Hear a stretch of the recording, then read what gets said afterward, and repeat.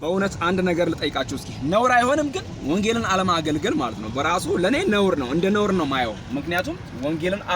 አለማገልገል መስፍን እንደ ነውር ነው የሚያየው ለምን አትሉኝም ለምን በሉኝ እስኪ ለምን አትሉኝም እግዚአብሔር ረድቶኝ በእግዚአብሔር ወጥቼ እግዚአብሔር ጤንነትን ሰጥቶኝ በእግዚአብሔር ገብቼ እግዚአብሔር አቅም ሰጥቶኝ በእግዚአብሔር ኖሬ የእግዚአብሔርን ምህረት ቀምሼ በአልጋ ላይ ሳልተኛ በእውነት እንቅፋት ሳይመታኝ እግዚአብሔር እሽሩሩ እያለኝ እያባበለኝ እስራኤልን አባብላታለሁ እንደሚለው ከልቤም ለልቧ እናገራለሁ እንደሚለው እንደ እግዚአብሔር ቃል እየኖርኩ ጌታን ባላገለግል ይሄ ለኔ ነውር ነው እውነት ጌታን ማገልገሌ ክብር ነው ምክንያቱም እግዚአብሔር የረዳኝ እኔ ነኝ እግዚአብሔር ያገዘኝ እኔ ነኝ ስለዚህ አንድ ነገር ልበላችሁ ጌታን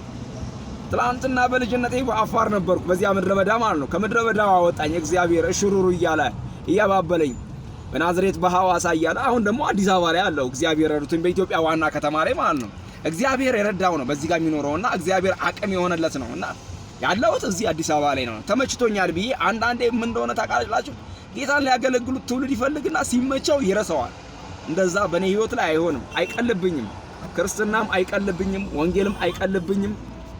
የረዳኝ አምላክ እንደሆነም አውቃለሁ ምክንያቱም አይቀልብኝማ ይሄ ወንጌል አይቀልብኝም የዳንኩበት ወንጌል ነው ያመለጥኩበት ወንጌል ነው ህይወት የሆነልኝ ወንጌል ነው የተፈወስኩበት የተባረኩበት የተዳርኩበት ልጅ የወለድኩበት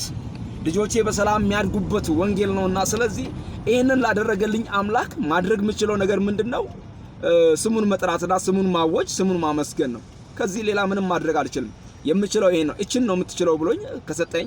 የምችለውን እቺን ለማድረግ ደግሞ አልቆጠበም ስለዚህ ወዳጆቼ ወንድሞቼ እቺን እንደ ቀልድ ወይም ደግሞ እንደ ትምህርት ነገር የምነግራችሁ ነገር በህይወታችሁ ላይ ትልቅ ቁም ነገር አላትና ጌታን አገልግሉ የሰው እድሜ እንደምፋሎት ነው ብያችኋለሁ እንደ ጤዛም ነው እንደ ጥላም ነው እንግዲህ ከነዚህ አያልፍም እንግዲህ አሁንማ ከሰባ ነበረ እንደውም እየወረደ 40 ላይ ሳይገባ አይቀርም ድካም ነው ይላል መጽሐፍ ቅዱስ ስለዚህ ሳንደክም በጉብዝና ወራት ጌታን አገልግለው እግዚአብሔር ይባርካችሁ እወዳችኋለሁ አከብራችኋለሁ ተባረኩልኝ አምላኬ እንደባለ ጠግነቱ በገብሩ ክርስቶስ ኢየሱስ የሚያስፈልጋችሁን ሁሉ ይሙላባችሁ